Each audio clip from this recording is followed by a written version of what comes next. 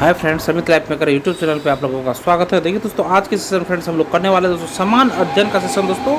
और ये 9 10th और मतलब अभी तक दोस्तों 1 to 5 6 to 8 9 10 और 11 12 में जीएस सेक्शन जो दोस्तों आपका 40 मार्क का जीएस पूछा जाता है दोस्तों। उस एग्ज़ाम के पर्पस में, उस एग्ज़ाम के पेपर में दोस्तों जितने भी सारे जीएस के सवाल पूछेंगे दोस्तों अभी तक में टोटल A to Z दोस्तों इस बुक में दिया गया। अभी तक हम इसका दोस्तों एक फ्रेंड्स इतिहास कंप्लीट कर चुके हैं दोस्तों और ज्योग्राफी कंप्लीट कर चुके हैं। और उसके बाद जनसंख्या नगरीकरण, पर्यावरण परिस्थिति, भारतीय अर्थव्यवस्था और भारतीय संविधान एवं राज्य व्यवस्था दोस्तों। उसके बाद साइंस का क्लास खत्म हो चुका है दोस्तों हमारा, विज्ञान प्रौद्योगिकी खत्म हो चुका है, प्रादेशिक सामान्य ज्ञान खत्म हो चुका है और विविध आज दोस्तों हम लोग करने वाले हैं फ्रेंड्स। देखिए दोस्तों, यह सेशन आप लोगों को पसंद आएगा फ्रेंड्स तो सेशन को एक लाइक आप लोग जरूर कर दीजिएगा दोस्तों और किसी एक व्हाट्सएप ग्रुप में इस वीडियो को जरूर शेयर कर दीजिएगा दोस्तों। चलते दोस्तों हम लोग अपने सेशन में दोस्तों।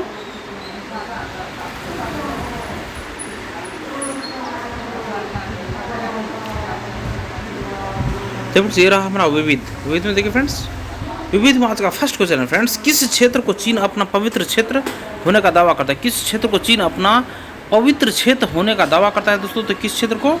तो देखिए फ्रेंड्स, ये हमारा ऑप्शन नंबर ए सही हो जाएगा दोस्तों, तिब्बत को दोस्तों। ये तिब्बत को चीन अपना पवित्र क्षेत्र होने का दावा करता है। सोल्यूशन देखिए, चीन की बौद्ध परंपरा में बौद्ध भिक्षुओं के ध्यान स्थली और तपस्वती होने के कारण चीन तिब्बत को अपने पवित्र क्षेत्र होने का दावा करता है। नेक्स्ट देखिए, भारतवर्ष तथा उसके पड़ोसियों से संबंध के संदर्भ में निम्न में से कौन सा कथन सही दोस्तों? भारतवर्ष तथा उसके पड़ोसियों से संबंध के संदर्भ में निम्न में से कौन सा कथन सही दोस्तों? तो ये नंबर देखिए, भारत की विदेश नीति शांति एवं अहिंसा पर आधारित है।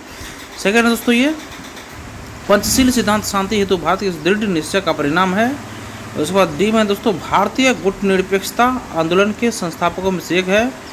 उपयुक्त में से एक से अधिक, नन ऑफ दिस, इनमें से कोई भी नहीं दोस्तों, इनमें से कोई भी नहीं, सॉरी दोस्तों, इनमें से एक से अधिक दोस्तों सही होगा, सब सही है दोस्तों। इसका सोल्यूशन देखिए, 28 अप्रैल 1954 को भारत और चीन के बीच शांति एवं व्यापार के पंचशील या शांतिपूर्ण सह अस्तित्व के 5 सिद्धांत या औपचारिक रूप से हस्ताक्षर किया। इस सिद्धांत के मुख्य बिंदु निम्न थे। दोस्तों। पहला था इसमें एक दूसरे के आंतरिक मामलों में हस्तक्षेप न करना, एक दूसरे देश पर आक्रमण न करना, शांतिपूर्ण सह अस्तित्व की नीति का पालन करना, परस्पर सहयोग और लाभों को बढ़ावा देना, सभी देशों द्वारा अन्य देश की क्षेत्रीय अखंडता और प्रभुता का सम्मान करना। स्पष्ट है कि पंचशील सिद्धांत भारत के दृढ़ निश्चय का परिणाम है और इस सिद्धांत में भारत की शांति एवं अहिंसा आधारित विदेश नीति की भी झलक मिलती है और भारत गुटनिरपेक्ष आंदोलन के संस्थापकों में से दोस्तों एक है। नेक्स्ट क्वेश्चन देखिए, इंदिरा गांधी राष्ट्रीय कला केंद्र ने संपूर्ण भारत में भारत भाषा सर्वेक्षण पर भाषा एटलस बनाया है। यह केंद्रीय संस्कृति मंत्रालय के अंतर्गत स्वायत्त निकाय है। भारत के भाषा एटलस से क्या अभिप्राय है? तो देखिए दोस्तों, इसका ऑप्शन नंबर बी, यह भारत का एक लैंग्वेज मैपिंग प्रोजेक्ट है। यह भारत का एक लैंग्वेज मैपिंग प्रोजेक्ट है दोस्तों। नेक्स्ट सोल्यूशन इसका देखिए, भारत की भाषाई विविधता को दर्शाने के लिए एक व्यापक भाषा एटलस को बनाने के लिए इंदिरा गांधी राष्ट्रीय कला केंद्र केंद्रीय संस्कृति मंत्रालय के अधीन स्वायत्त निकाय द्वारा संपूर्ण भारत में एक भाषाई सर्वेक्षण की योजना बना रहा है। इस प्रकार से यह भारत का लैंग्वेज मैपिंग प्रोजेक्ट है दोस्तों। नेक्स्ट क्वेश्चन देखिए, रेगिस्तान में पाए जाने वाले जंतु कहलाते हैं? क्या कहलाते हैं ये रेगिस्तान पाए जाने वाले जंतु? डिजर्टिक कोलस कहलाते हैं दोस्तों। रेगिस्तान में पाए जाने वाले जंतु कहलाते हैं दोस्तों डेजर्टिक कोलस कहलाते हैं दोस्तों। डेजर्टिक कोलस सोल्यूशन देखिए इसका, रेगिस्तान में पाए जाने वाले जंतु डेजर्टिक कोलस कहलाते हैं दोस्तों। नेक्स्ट देखिए, ऑपरेशन बरगा ने भारत की निम्न में से किस राज्य सरकार के लिए देश में संधारणीय समर्थन प्राप्त किया? ऑपरेशन बरगा ने भारत की निम्न में से किस राज्य सरकार के लिए देश में संधारणीय समर्थन प्राप्त किया है? ऑपरेशन बरगा ने, ये ऑप्शन नंबर हमारा ए इसमें सही होगा, पश्चिम बंगाल में राज्य सरकार। देखिए, ऑपरेशन बरगा ने भारत की पश्चिम बंगाल राज्य सरकार के लिए देश में संधारणीय समर्थन प्राप्त किया है दोस्तों। नेक्स्ट क्वेश्चन देखिए, सोल्यूशन इसका, ऑपरेशन बरगा एक भूमि सुधार आंदोलन था जो पूरे पश्चिम बंगाल के इलाकों में बटाईदारों के नाम दर्ज करने के लिए चलाया गया था। ऑपरेशन बरगा 1978 में शुरू किया गया था और 1980 के दशक के मध्य तक समाप्त हो गया था। किसानों के हितों की रक्षा के लिए जमींदार नियमित रूप से अपने किराएदारों या बरगादारों का शोषण करते थे, या तो उन्हें फसल के मौसम से ठीक पहले बेदखल कर देते थे तो उन्हें कम हिस्सा देते थे। बरगादारों के हितों की रक्षा करने और जमींदारों के द्वारा बेदखली के खिलाफ सुरक्षा प्रदान करने वाम मोर्चा सरकार ने 1978 में बरगा अभियान शुरू किया था। नेक्स्ट है 22 अप्रैल को मनाए जाने वाले पृथ्वी दिवस का संबंध है दोस्तों। 22 अप्रैल को मनाए जाने वाले पृथ्वी दिवस का संबंध दोस्तों किस चीज़ से, तो वातावरण से संबंधित जन जागरूकता से दोस्तों, वातावरण से संबंधित जन जागरूकता से संबंधित है। सोल्यूशन इसका पर्यावरण संरक्षण के प्रयासों का समर्थन करने के लिए 22 अप्रैल को पूरी दुनिया में पृथ्वी दिवस मनाया जाता है। इसे पहली बार अमेरिका के कॉलेज परिसरों में 1970 में मनाया गया था। पृथ्वी दिवस के माध्यम से जलवायु परिवर्तन और पर्यावरण के प्रति जागरूकता फैलाने का कार्य भी हो रहा है। नेक्स्ट है उड़ीसा में गुप्तेश्वर शिव मंदिर से सटा प्रसिद्ध गुप्तेश्वर वन, जिसे हाल ही में चौथा जैव विविधता विरासत स्थल BHS घोषित किया गया है, किस जिले में स्थित है? ये कोरापुट जिले में स्थित है, उड़ीसा के कोरापुट जिले में स्थित है फ्रेंड्स। उड़ीसा में गुप्तेश्वर शिव मंदिर से सटा प्रसिद्ध गुप्तेश्वर वन, जिसे हाल ही में चौथा जैव विविधता विरासत स्थल घोषित किया गया है, किस जिले में स्थित है? कोरापुट में स्थित है। सोल्यूशन देखिए इसका, उड़ीसा में गुप्तेश्वर शिव मंदिर से सटा प्रसिद्ध गुप्तेश्वर वन, जिसे हाल ही में चौथा जैव विविधता विरासत स्थल BHS घोषित किया गया, वह कोरापुट जिले में स्थित है। यह जंगल 300 हेक्टेयर सीमांत क्षेत्रों को कवर करता है और स्थानीय समुदाय द्वारा पारंपरिक रूप से पूजनीय है। अपने पवित्र उपवनों के साथ साथ अत्यधिक सांस्कृतिक महत्व रखता है। भारत का पहला BHS बेंगलुरु कर्नाटक में नल्लूर इमली ग्रोव भारत का पहला जैव विविधता स्थल था, जिसे 2007 में घोषित किया गया। नेक्स्ट है मल्लिका साराभाई संबंधित है। मल्लिका साराभाई संबंधित है दोस्तों, ये शास्त्रीय नृत्य से संबंधित है। मल्लिका साराभाई संबंधित है, शास्त्रीय नृत्य से संबंधित है। देखिए मल्लिका साराभाई एक शास्त्रीय नृत्यांगना है जो कुचिपुड़ी और भारतनाट्यम शास्त्रीय नृत्य करती है। इनके माता पिता मृणालिनी साराभाई और विक्रम साराभाई है। इन्हें पद्म विभूषण से सम्मानित किया गया था। याद रखिए मल्लिका साराभाई संबंधित है, ये शास्त्रीय नृत्य से संबंधित है। नेक्स्ट क्वेश्चन देखिए, कौन सा देश प्रति वर्ष स्वदेशी लोगों के लिए फ्री लैंड कैंप आयोजित करता है? तो ये ब्राज़ील। कौन सा देश प्रति वर्ष स्वदेशी लोगों के लिए फ्री लैंड कैंप आयोजित करता है? तो ब्राज़ील स्वदेशी लोगों के लिए फ्री लैंड कैंप आयोजित करता है। सोल्यूशन देखिए इसका, देखिए ब्राज़ील देश प्रति वर्ष अप्रैल माह में स्वदेशी लोगों के लिए फ्री लैंड कैंप आयोजित करता है, जिसमें हजारों स्वदेशी लोग ब्राज़ील की राजधानी ब्रासिलिया में मिलने की यात्रा करते हैं ताकि सरकार से उनके अधिकारों की रक्षा की मांग की जा सके। नेक्स्ट है लैंड पास। लैंड सॉफ्ट विचारधारा किस स्कूल से संबंधित है? लैंड सॉफ्ट विचारधारा किस स्कूल से संबंधित है? ये जर्मन स्कूल से संबंधित है। लैंड सॉफ्ट विचारधारा किस स्कूल से संबंधित है? ये जर्मन स्कूल से लैंड सॉफ्ट विचारधारा संबंधित है दोस्तों। लैंड सॉफ्ट विचारधारा किस स्कूल से संबंधित है?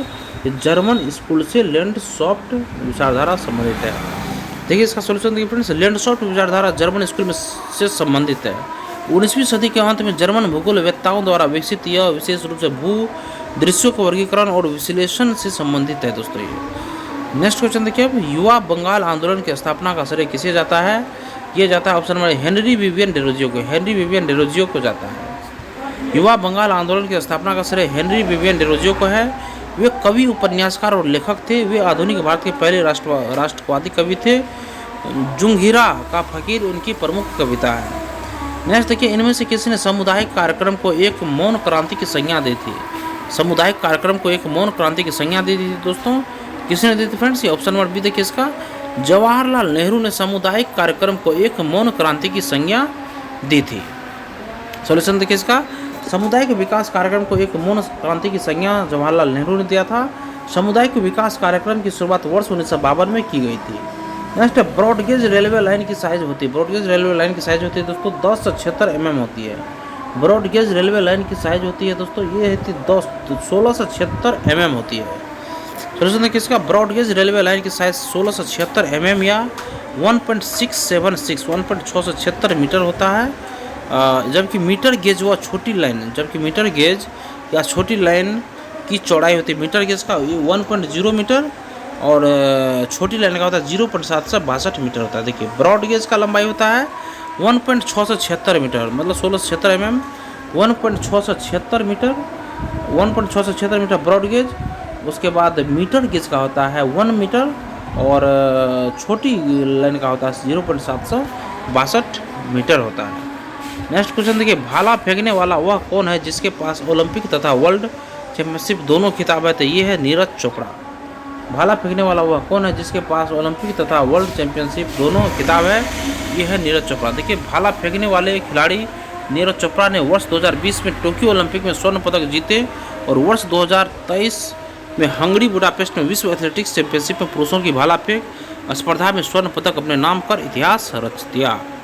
नेक्स्ट देखिए, सरकारी स्कूलों के अनुसार कोविड-19 के कारण मिड 2023 तक कितने भारतीयों ने जान गंवाई थी? तो ये लगभग 5 लाख।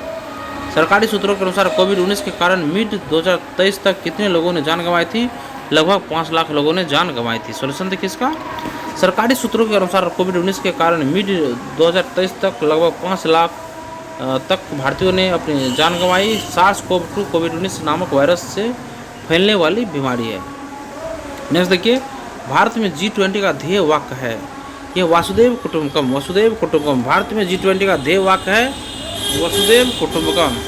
देखिए, भारत में G20 का ध्येय वाक्य क्या है? यह वसुदेव कुटुंबकम है। इसका सॉल्यूशन देखिए, सॉल्यूशन इसका, भारत में 18वें G20 शिखर सम्मेलन का आयोजन 9 और 10 सितंबर 2023 को किया गया था। इस सम्मेलन का ध्येय वाक्य वसुदेव कुटुंबकम या एक पृथ्वी एक परिवार एक भविष्य है। इसमें अफ्रीकन यूनियन को 21वें सदस्य के रूप में स्वीकार किया गया। वैश्विक जैव ईंधन गठबंधन GBA की घोषणा की गई। नेक्स्ट, कौन सा देश G7 का सदस्य नहीं है? देखिए, कनाडा इसका सदस्य है, रसिया सदस्य नहीं, USA सदस्य है। ये कनाडा इसका सदस्य नहीं, ये हमारा गलत होगा, रसिया हमारा नहीं होगा। देखिए इसका सॉल्यूशन फ्रेंड्स, देखिए G7 ग्रुप ऑफ 7 विश्व की 7 उन्नत अर्थव्यवस्था का एक औपचारिक समूह है। इसमें Canada, France, Germany, Japan, UK और संयुक्त राज्य अमेरिका के साथ यूरोपीय संघ भी शामिल है। जापान, जर्मनी, याद रखिए, Japan, Germany, Italy, France, UK और संयुक्त राज्य अमेरिका के साथ यूरोपीय संघ भी शामिल है। इस मंच की स्थापना फ्रांस द्वारा 1975 में विश्व के 6 सबसे धनी राष्ट्रों की सरकारों के साथ मिलकर की थी। नेक्स्ट देखिए, तेल सिलिक क्या है? तेल सिलिक है ऑप्शन नंबर C, समुद्र की सतह पर तेल की पतली फिल्म। समुद्र की सतह पर तेल की पतली फिल्म को ये तेल सिलिक कहा जाता है। वाइल सिलिक। सॉल्यूशन देखिए इसका, तेल सिलिक समुद्र की सतह पर तेल की पतली फिल्म है। यह एक प्रकार का जल प्रदूषण है जो मानवीय गतिविधियों के कारण तेल का पानी में रिसाव के कारण पर होता है। नेक्स्ट है WWF world wild life fund का पशु चिन्ह क्या है? इसका पशु चिन्ह क्या है? तो ये विशालकाय पांडा इसका पशु चिन्ह है।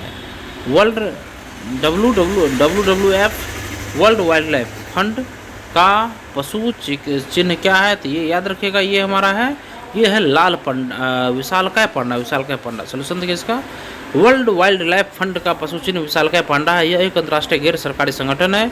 इसकी स्थापना वर्ष 1961 में स्विट्जरलैंड में एक धर्मार्थ ट्रस्ट के रूप में हुई थी। देखिए, वर्ल्ड वाइल्ड लाइफ फंड का पशु चिन्ह विशालकाय पांडा है। यह एक अंतर्राष्ट्रीय गैर सरकारी संगठन है।